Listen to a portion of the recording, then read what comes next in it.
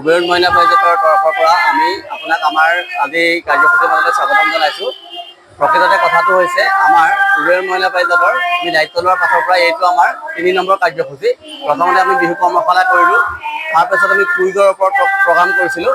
এইটো আমাৰ ৩ নম্বৰ কাৰ্যসূচীটো হৈছিলে আমাৰ ভাওনাৰ সংলাপ প্ৰক্ষেপণ, দশাৱতাৰ নৃত্য আৰু একক অভিনয় যি আমাৰ প্ৰশিক্ষণ হৈছে তাৰ বিগত ১৩ জুলাইৰ পৰা ২৩ জুলাইলৈকে এটা দীঘলীয়া প্ৰশিক্ষণ হৈছিলে আৰু আজি আমাৰ এই সামৰণি অনুষ্ঠান হৈছে।